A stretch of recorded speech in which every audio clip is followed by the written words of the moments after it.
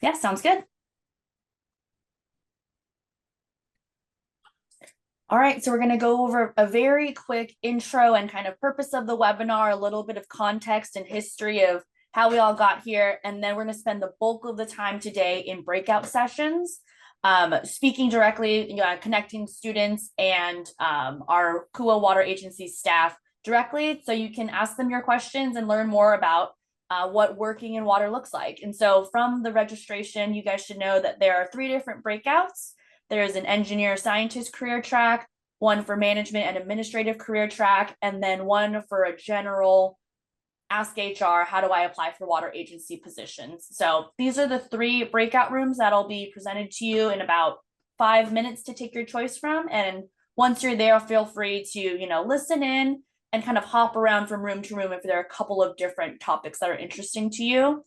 And then we'll all come back together in the last 5-10 minutes of the hour just to do some closing remarks and to share additional resources with students. Next slide. Back to you, Steve. Thanks, Tiffany.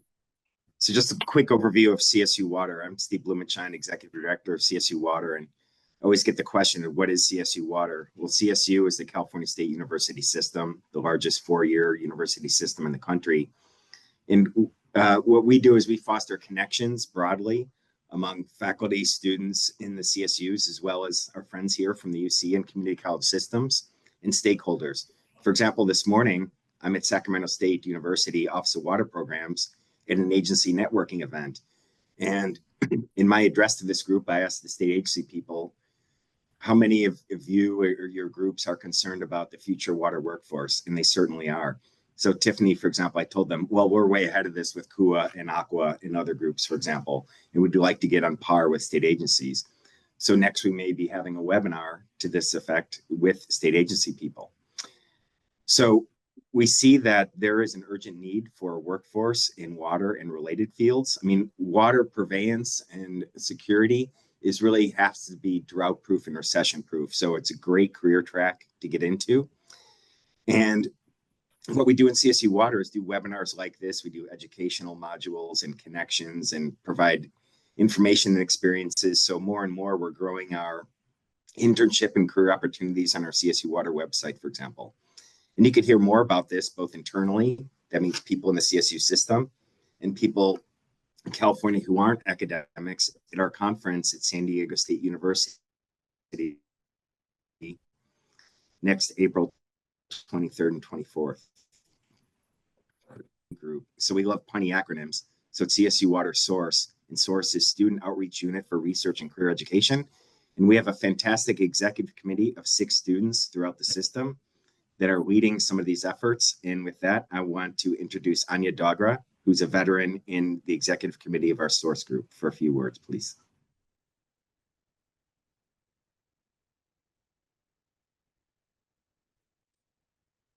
Hey, my name is Anya Dogra, and I'm on the CSU-WATER SOURCE Executive Committee.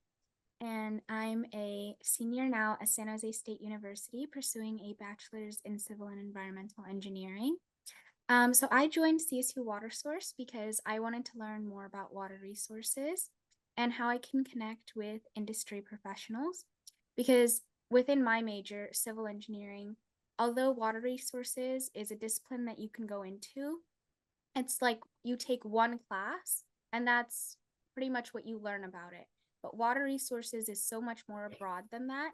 And I think expanding the career pathways to students who are STEM and non-STEM can help open up more career opportunities for students early on, rather than eventually finding your way into water resources after maybe possibly doing construction or transportation or environmental science. Because a lot of the time, especially when we were in high school, we were given this broad idea of, oh, you could be a doctor, you could be a lawyer, you could be an engineer, you could be all of these different, like a business person. But there wasn't that breakdown onto each discipline you could go into. And I think in college, that's when you get to experience that breakdown. So through CSU-WATER SOURCE, we connect students with industry professionals, with professors at universities. We have webinars, to serve as informational sessions. And then there's scholarship opportunities. There's the CSU Water Conference, and students can be presenters there. So there's a lot of different opportunities for students to learn about what they would want to go into related to water resources, and to learn from industry professionals and those within their university, and to be part of a group and to feel that sense of community as well. Thank you, Anya.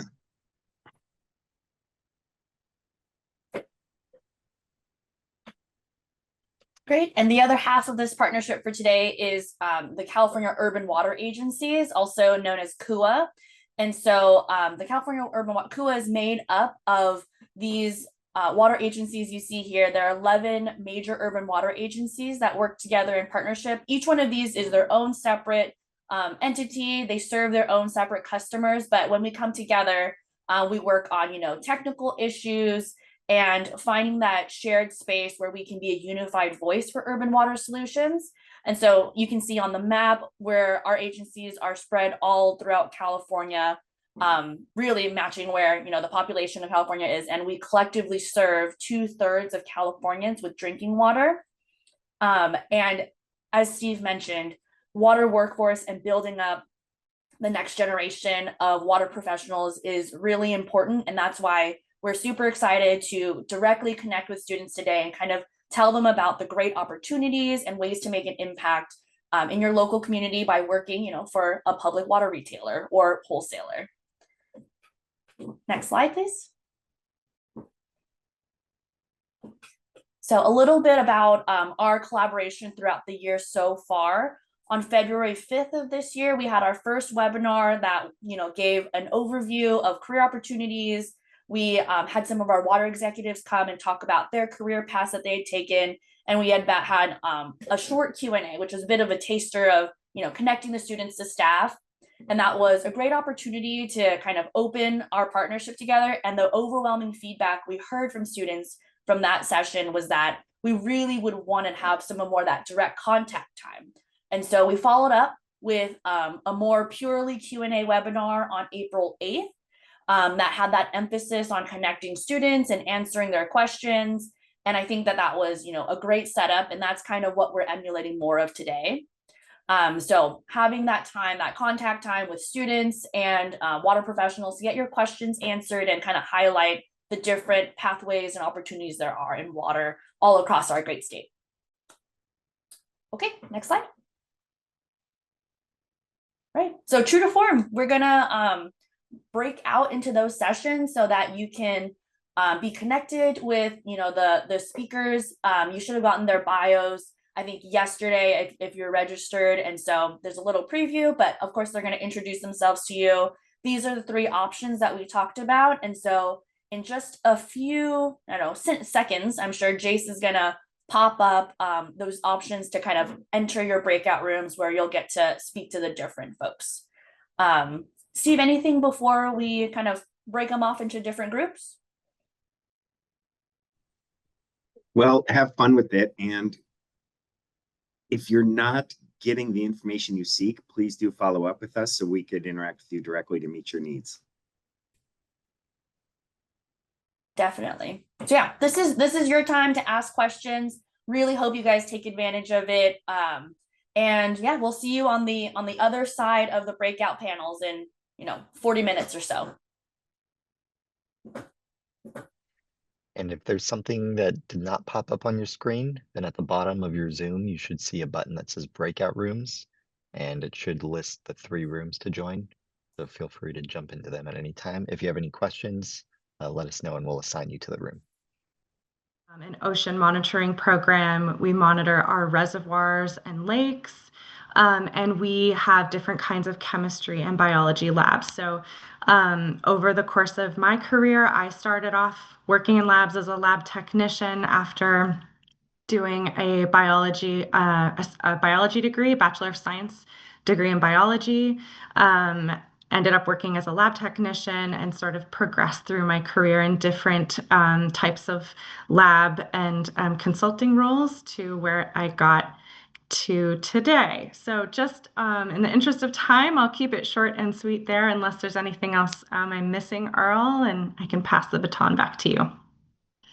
Thank you so much for that introduction, Violet. And I'm sure we're all grateful that you've donated your time to be here. I'll pass it next to Ava. Hi, everybody. My name is Ava Laser. I'm an associate hydrogeologist with the Alameda County Water District. We are a water utility located in the East Bay of the San Francisco Bay Area. So our groundwater basin, which is what I'm interested in, is connected to the San Francisco Bay. And we're located sort of northeast of San Jose, south of Oakland, if you're familiar. So excited to be here today. Thank you, Ava. Our third of four panelists today, I have the pleasure of introducing Taylor. Hey everybody, my name's Taylor Nakudian. I'm a Water Resources Program Manager with the San Francisco Public Utilities Commission. We are headquartered in San Francisco, but our facilities span across the Bay Area, all the way up into the Sierra Nevadas. So there's a lot of different areas that we touch along the way. I also started as an intern at the SFPUC 10 years ago and have been working in the water resources division ever since and found a love of water and really happy to be here sharing my journey with you all. And just a little bit about my day-to-day role. I manage San Francisco's on-site water reuse program, which is a program that enables buildings, commercial buildings, high-rise residential towers to recycle their water on site. So I provide technical assistance to these projects. I help them navigate how to get permits. We share lessons learned from other projects. So I do a mix of outreach and technical assistance and compliance review, and a lot of other things that we can get into during the panel. Thanks. Thank you, Taylor. Last up, I'm sorry, I think my screen disappeared on me. Last up, we have Mika. Hi, everyone. I'm Mika Milan. I also work for the San Francisco Public Utilities Commission. However, I am stationed in Sunol. Taylor mentioned that San Francisco Public Utilities Commission owns a lot of land and processing plants from San Francisco all the way up into the Sierra Nevadas. So I'm about a third of the way from San Francisco to the Sierra Nevadas, and my title is an architecture, engineering, and planning intern. I graduated from UCLA in 2024 with my bachelor's degree, my bachelor's of science in biology. And I've been working for the SFPUC since August 2024, and my primary role is to help develop interpretive and public programming for an education center that's opening up in the East Bay. However, the nature of my internship is very flexible. So I often assist in several different projects throughout the water division, mostly with the biologists. So happy to be here. All right, thank you, Mika, and thank you again, Violet, Ava, and Taylor, once again for championing this panel for the engineer scientist track. And I want to emphasize to those in the room that this is a two-way conversation. Please, by all means, please feel free to raise your hand if any questions, if you have any questions that come to mind during our panel discussion. I'll be the moderator and directing the questions towards the panel. So I'll call on you to unmute yourself and speak and have your question answered. And I just want to emphasize that it takes a lot of time and planning to get these four talented professionals in the room. So please consider making good use of your opportunity here to learn more about the workforce, the water workforce, and starting a career or continuing a career in the water industry. So without further ado, let's get started. I'll address these questions perhaps to two panelists at a time. Let's start off. Let's ask Violet and Taylor this question from the list of previously submitted questions. What are water agencies looking for most in applicants breaking into the field, and where do you currently see opportunities? I'll kick it off to Taylor first. Sure. I think For me personally, when I'm looking to hire folks, especially entry-level positions, I'm looking more for soft skills.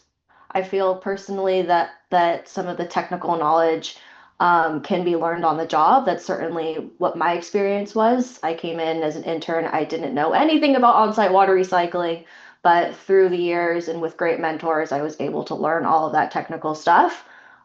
So for me, that really translates into the soft skills that I'm talking about are like taking initiative, being able to show that you can step up and take responsibility for projects, being a team player. So being open to take on new projects that may not be specifically related to what you were hired to do, but kind of what Mika was talking about, being able to work on a variety of different special projects as they come up. Being collaborative. A lot of our work that we do is with stakeholders, both internal to the SFPUC, but also outside in the community with other water utilities, with other city departments, with developers, plumbing engineers, you name it, academia, the whole gamut. And so being able to have a collaborative to work in a collaborative environment, I think is really important. And that's, gets to like communication skills, like being able to be an effective listener, being able to work with different work styles and communication styles. Not everybody communicates the same way, and is always coming from diverse backgrounds. So that's something something that's important that I've learned as well. And then lastly, being communicate again, communication is a big thing. So being an effective communicator. A lot of what I do is translating highly technical information into language that's easily understood by the public and the community. So that takes being able to understand what the issue is, and translate that through your words and how your formats and your outreach to reach different types of communities. So that's, yeah. Thank you. That was very, very detailed and thoughtful response, and I tend to agree with your input that a lot of the technical can be learned on the job. But hey, I'm not the panelist. I'll pass it over to Violet if you have anything you'd like to share as far as your journey, and what agencies are looking for in applicants breaking into the field of water. Yeah, thanks, Earl, and thanks for setting the stage, Taylor. That was a great response and something I really want to highlight everything that you said. I have a similar personal philosophy that, the technical skills can grow on a job and the soft skills are really, really important. So, I agree with all of the ones that Taylor already brought up.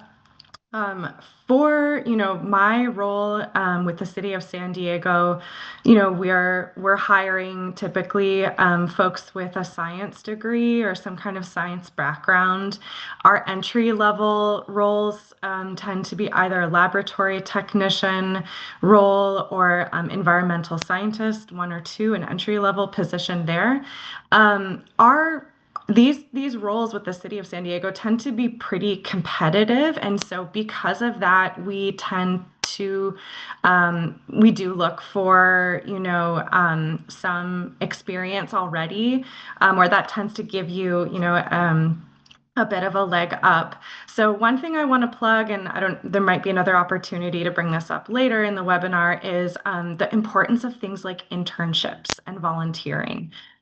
Those go really, really far in terms of getting you a firsthand view into how a public agency operates, getting some experience in, the lab, in the field, whatever that may be. And because of that, we have hired plenty of successful candidates into our entry-level positions that don't have tons of years of experience, but they have a solid degree, they have the educational background and the technical understanding, and then they have an understanding of and have, of the daily operations, for example. And there are plenty of folks at the city who have started as interns and have progressed really far in the career ladder. So that's something that I think, if you haven't looked into, highly encourage you looking into opportunities like that to give you a leg up. And I think, just adding to that, it really makes a big difference. Yeah, and just adding sort of to what Taylor said, the more you can come prepared to an interview, understanding what the position is, what the agency's goals are, and things like that. It sounds cheesy, but it really does make a difference. And that can give you a leg up even over other folks who might have greater technical skills. But maybe like they're not as approachable, or they're not communicating as well, or they don't understand the core mission. So want to highlight that too. I know this is kind of more general advice, but that I think is generally what we see in successful candidates entering on the water quality monitoring side for the city. Thank you, Violet, and thank you, Taylor, for your thoughtful responses. And I just want to emphasize again to the room that you're more than welcome to raise your hand, and we'd be happy to direct your questions towards the panel. And speaking of a raised hand, I just saw one from an Alessandro Toledo. Please feel free to unmute yourself. Okay, thank you. Thank you. Good afternoon, everyone. Also, first of all, thank you for all the panelists and for the ones that replied to the last question. But I will say like this is something more specific to, I think like what Violet mentioned, about the agency's goals and, like how, I will say like a professional engineer or scientist may be required to have this background experience, so that we can, I would say, tackle all your challenges or all your objectives, and also at the same time tackle this high demand in applications and so. But from the perspective of someone that would like to pursue like grad school, and let's say in this case of a high intense like research around the water resources, even if it is for drinking water or general urban systems, or also for general supply, how will someone with this research background would adapt to your agency's goals? I can take a stab at a first response there, Alessandro, but Earl, let me know if you'd like, anyone else to chime in. I can personally speak for the city of San Diego in some of our monitoring programs. We have folks who have come from that background. I actually came from that background as well. I did a PhD in marine ecology, and being in academia was never my end goal. I just wanted to be able to solve big, complex problems that have an applied solution, and I'm doing something, that makes a difference for my community. And I think you'll find that there's so many opportunities for that at a lot of public agencies, and the other panelists can speak for that as well.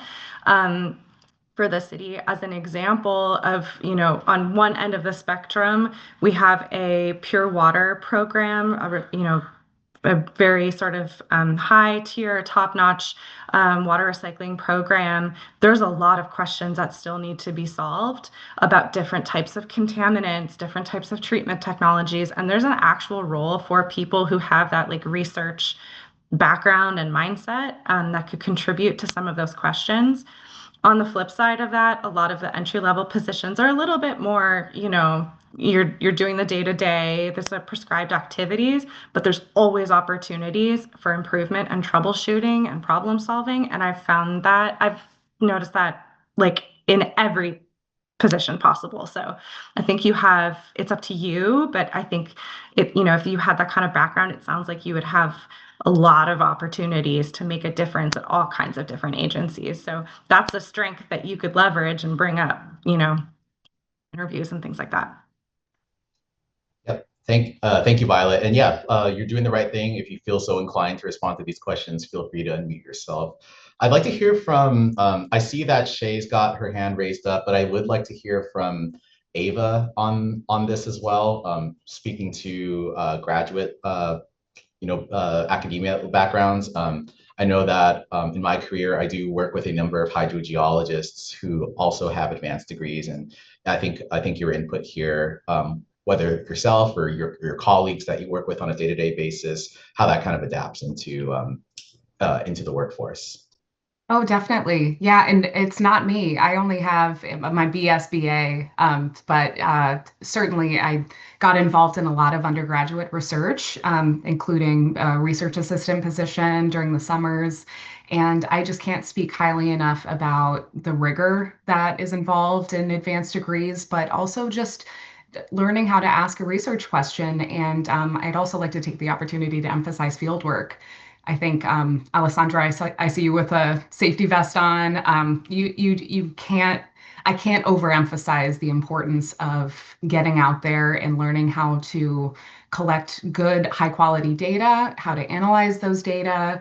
I think the water industry in general, it's a physical science. So I can speak for hydrogeology. Engineers in the room on the call can speak to that too. But we're grounded in physical reality, and all water agencies either, get their physical water from importing it through purchases. My agency gets about 30% of our water through groundwater. And so that includes well installation, which I'm heavily involved with, keeping those wells healthy, and just having experience to know what it looks like to have scientific integrity. I think you're going to get that in any undergraduate or graduate program, and just being really cognizant of what you're learning and how to collect good, high quality data. I think it'll serve you in no matter what advanced degree you get. So that's just a plug for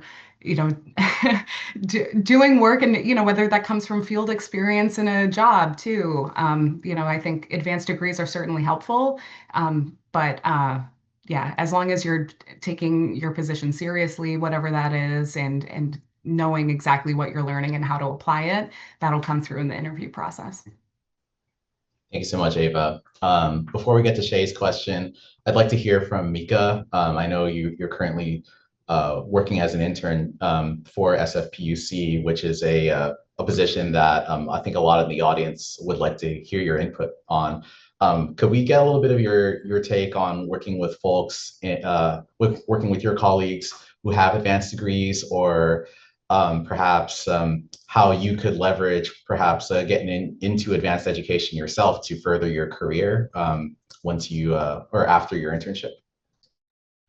Yeah, so I'm so grateful that my internship is kind of designed for students who are seniors in college, graduating, and then have the idea of pursuing graduate education, but maybe aren't sure yet.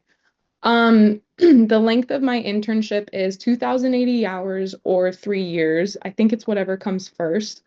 But it's really incredible, and a lot of the interns that I work with are working on being a graduate student, right? So it's like in the meantime, they have their internship and they're working and they're gaining experience. My internship, the 5382 position, and I'll put it in the chat as well. It spans the entire SFPUC. They might be changing it in the future, but you could be a 5382 and you could be working where I am in natural resources and lands management, interacting with the public in program planning. There are 5382s doing water testing. There are 5382s being aspiring botanists.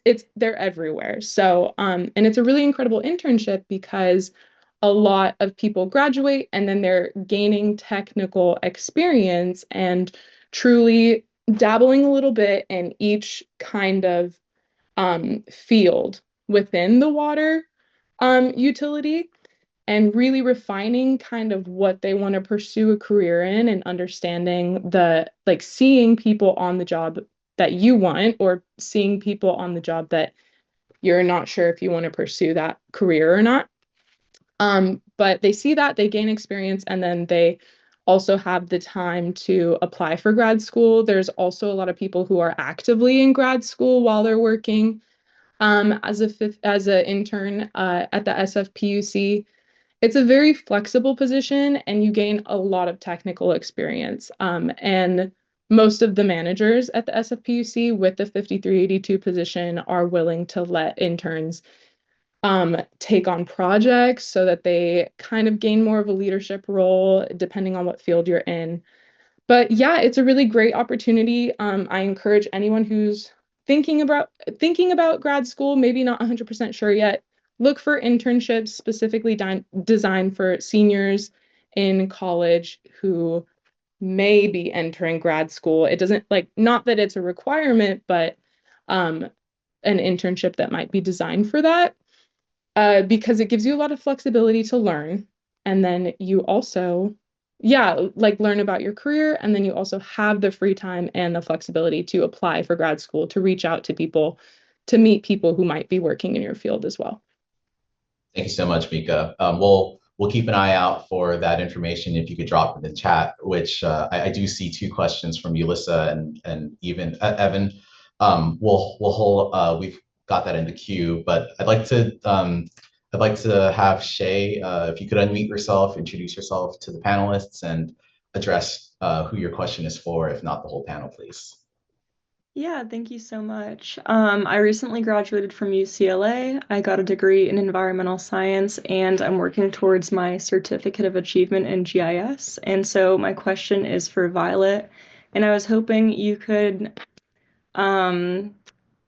I was wondering in what ways the water quality department uses GIS, and I guess that could be opened up to the other panelists as well. Yeah, great question. And I'm sure the others have something to say on this one too. The short answer is all kinds of ways. That's such a valuable skill. And so that's great that you're doing that. I think it's highly applicable to all kinds of things. Water quality is just one. As an example, we use GIS programs for definitely a couple different things. As some examples, we, for example, have an app. We have a couple actually sampling apps that incorporate GIS data. The app itself was designed through Esri 123, and it's, samplers can basically use this app on their phones to demarcate when they take water quality samples, for example. We've also developed, sorry, I missed a word there, Survey 123. We've also used that same app in doing ocean monitoring samples when we are on the boat to collect any kind of different ocean samples, sediment samples, water quality samples, to take all kinds of different data measurements that relate to that specific location. GIS data has been used also for watershed management surveys, understanding watershed land uses, things like that. So we definitely have in our environmental monitoring division uses for that, but there's also other divisions and departments in the city that use it for different other purposes. I can't speak to those quite as well, but I can tell you that it's a useful skill to have, and definitely something that seems like you can also build off of. But I'll stop there in case maybe one of the other panelists wants to add to that, because I bet there's other uses that I haven't even covered. Or unless Earl, you want to add anything? Yeah, no, we've been fielding a lot of questions from the students on how water agencies use GIS for managing water resources and infrastructure projects. And as Taylor is a water resources program manager, I'd like to call on you. It's been a while, and see how GIS integrates into some of your work or your team's work. Yeah.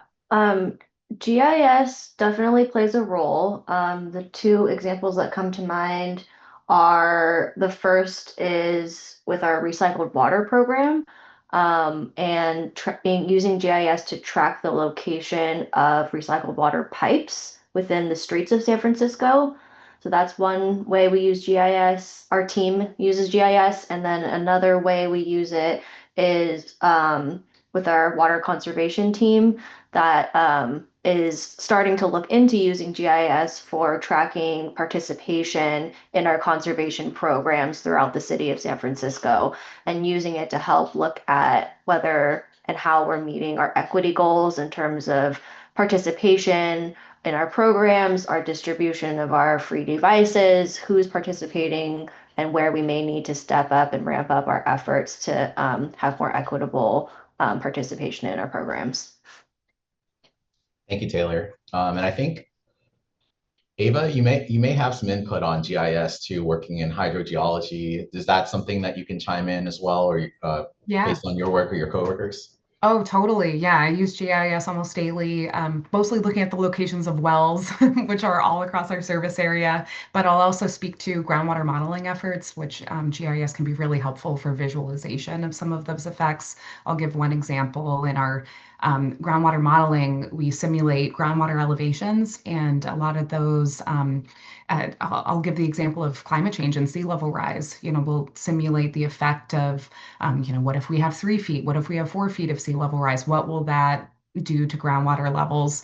And you can do a bunch of cool visualizations using raster layers and things like that. So really exciting cutting edge stuff that we're learning how to do there too. Awesome. Thank you so much, everyone. I'd like to gravitate towards the chat. I think our panelists have been leaving responses in there while we have our discussion here. There's a question from Evan, and maybe I'll direct this maybe towards Taylor again as a team manager, but from the outside, it can be hard to understand how engineering teams are structured within organizations. Do you recommend getting your foot in the door, even if the role isn't your ideal fit, to learn the system and move internally, or is it better to start out with a position that is more in line with your interests? I think it really depends on where you are in your career track. If you're in like an entry level, just graduating from college situation, I would say I would recommend getting your foot in the door. That's how I started. I had a personal connection to somebody that worked at SFPUC and was able to get an internship, apply for an internship and get the internship through that. I didn't really know what I was going to be doing, but I had a fantastic mentor who I worked with for like 3 years and really just like learned all about it and fell in love with the work that I was doing. But maybe that doesn't happen with everybody's first like kind of like foray into that, but that was my experience. But at least for city jobs, it can be a cumbersome, long, arduous process to get a city position. There's a lot of steps that you have to go through. And so just getting your foot in the door can open up a whole other array of possibilities for positions, because then you have ideas about kind of like how to apply. You can talk to other people in other divisions and departments. You can ask your mentors to make those connections for you, and it's just a lot easier to kind of bounce around and get to something that maybe might be more aligned with what you're trying to do. If Ideally, I think you would be able to get a position that aligns with your interests and get your foot in the door. So like the double whammy of like, I have the experience or the interest, and I'm like trying to get into this position that I want. That's like the most ideal situation. So hopefully that can work out for you. But if it isn't exactly the right fit, but you still are qualified and have somewhat of an interest in it, I think I would encourage you to go for it. Thanks, Taylor. Yeah, I do want to quickly reiterate that point. I have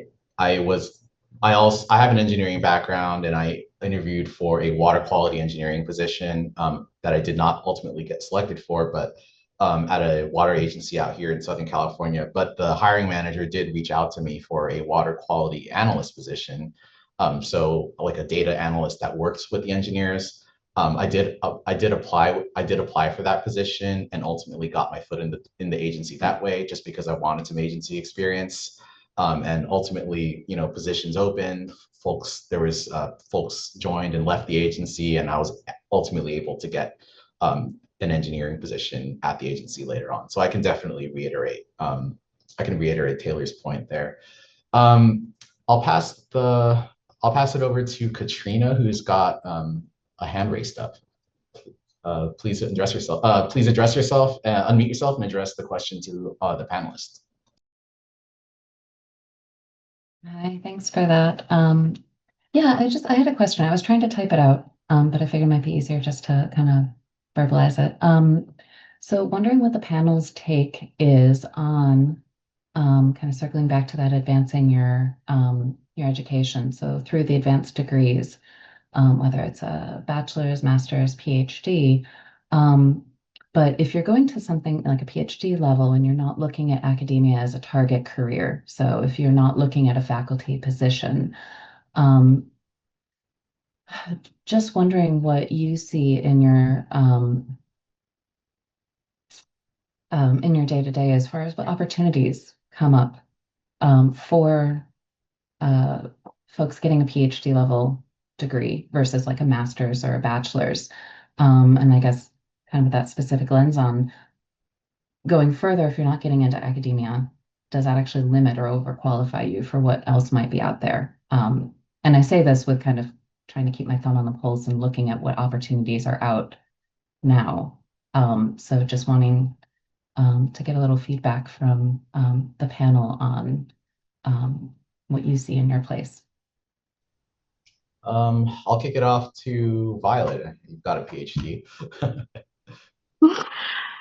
Yeah, I can definitely speak to that. And actually, I'll respond to you, Katrina, because it's a great question. But I also realized after I had spoken this in my previous response, I wanted to clarify too that you do not need a PhD to do my job. I wanted to make that really clear. And I know plenty of folks, you know, who have a PhD or a master's, who have started in entry level positions. And I know plenty of folks who do way harder jobs, way further up the chain above me, who do not have a graduate degree. So I want to make it clear that I think that's not the be all end all.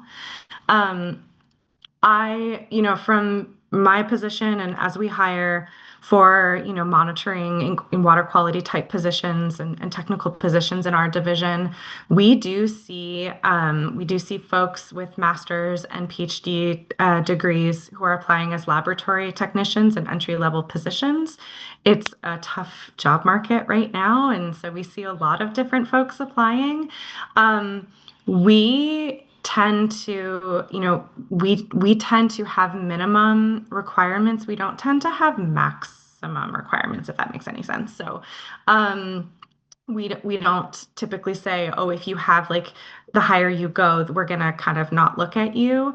We try to be inclusive. And then it all comes down to the interview performance. And in public agency interviews, we have to kind of like follow a very prescriptive process.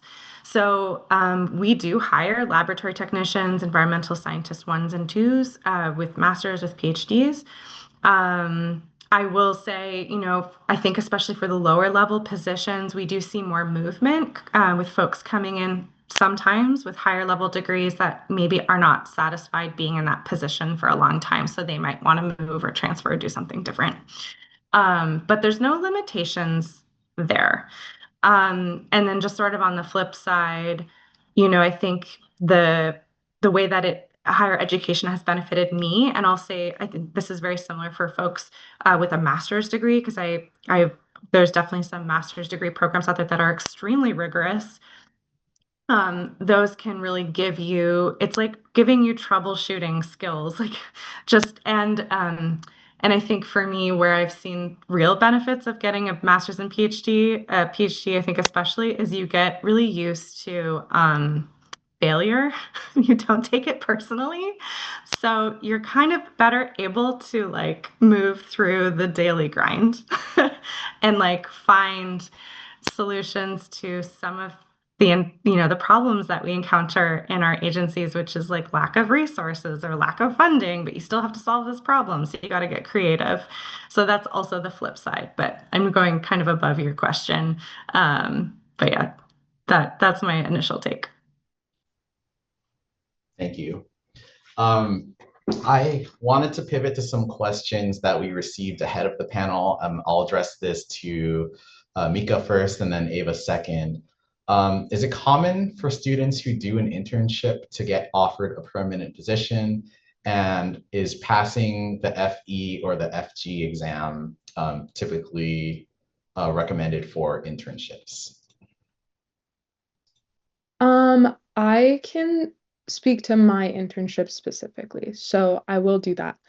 I don't know if offered is the correct word. Um, in your internship, you are more than welcome to apply for any position that opens up. But in my experience, nobody's going to be like, hey, this job is open, take it, right? Like, this job is open, we recommend you apply, and you should take that opportunity. But it's less of an offer and more of you taking an opportunity and taking an active role in that. Um, as I think Violet mentioned, it is a really tough job market. So there is so many applications from what I hear for any position. I know that a lot of interns get hired full time after their internship. Taylor can speak to that as well because, as she previously mentioned, she was an intern before she got hired full time at the SFPUC. There are a few people or actually quite a few people in my office who have been hired after their internship or mid-internship. I think the use of people often use my internship as a stepping stone to graduate school. So most regularly and most likely, people have my internship, they go to grad school, and then maybe they'll come back. But yeah, there are positions offered, not offered, but again, there are positions available to take post internship and pretty good benefits from what I hear because since my internship is 3 years, I heard from people who were hired after their internship that they can apply to have that 3 years of their internship count towards their like pension once they retire through the SFPUC because people really love SFPUC jobs. And once they get hired full time, they kind of try to stay there as long as possible. So yeah, I think that there are a few positions available for me at the end of my internship. There are always people retiring. So I highly suggest it, but I don't think offered is the right word because nobody's just going to be like, hey, take this job. You actually have to apply and then you have to go through the same process as everybody. I think it helps to know people who are hiring for that position, but there's not always a 100% guarantee that you will get the internship or that you will get the full-time position. Oh, 3-year internship. No benefits for 3 years. I suppose, yeah, that's true. It's 3 years or 2,080 hours, whichever comes first. Most people have other jobs as well, or they're actively students, like graduate students or sometimes college students as well. I'm very grateful for my internship because it pays pretty well. If you look at the link in the chat, you'll be able to see the city's pretty transparent about how much everybody's getting paid. There's a few different internships and they will always tell you how much you're getting paid. And yeah, no benefits kind of is a pain, but if you are able to secure a position afterwards, again, that 3 years will count towards your pension. And I don't know if that's something offered through similar internships, but I thought that was a really cool thing to learn. Yeah, from someone who had my internship before. Thank you, Mika. Ava, just wanted to see if you had any input on your journey to Alameda County and if you have any experiences to share about internships along the way or those of your colleagues. Sure. Yeah, I first of all co-sign everything that Mika said. She's a lot closer than I am to that whole world, and I would agree that it's very common for interns to get hired on for full-time positions. They've seen your work, they trust you, and in some cases you've already sort of integrated with the team. So I can see a lot of benefits there. But I think the question, which was a two-parter, is sort of geared towards like what is appealing when you're applying for these jobs. Is it an internship? Is it, having your GIT or your EIT certification? I would just say that you never really know what people are going to key into on your resume. And in my experience, my first job, I learned later that they really loved that I volunteered for a natural history museum, which is something that I did in my free time and just really genuinely enjoyed. And so, that stood out to them. And that was a job consulting for primarily the Environmental Protection Agency, EPA. And then that job ended up being very appealing to my current supervisor. She said, I love that you had EPA experience, you know how the federal government works. So, you know, these things are, I would recommend like not treating it as a very calculated move to say what's appealing. Just do what you genuinely enjoy. And I think the right job and the right people are going to pick that up off of your resume and during the interview process. Thank you so much. I have received a message that our room will be closing at 12:55. So I think we all just got to pop up that we'll be out in a minute. I think Taylor hasn't spoken in a while. Maybe Taylor, would you be willing to close out our session and just offer some sort of last words to the group? Sure. I can just speak to my experience as well from the internship to full-time position route. I went from intern to like temporary positions and then back to permanent positions, then back to temporary positions and back to permanent positions. And so it was a lot of bouncing around, but I had a really supportive boss that helped me navigate that. It made me feel safe in my position. Like, obviously, she can't guarantee that I'll get the position, but she was very much supportive of me through that whole transition. And so I didn't feel like I was stressed out about my job security. So you could go like permanent to temp to permanent. So just throw. Okay. I think I can take over until Steve gets back, or his audio's fixed, but wanted to thank everybody for participating and asking all those great questions in the breakout. Wanted to also kind of cap this off with, you know, I'm sure you guys talked about opportunities to work in water agencies. Here are some current and present opportunities to engage with these water agencies.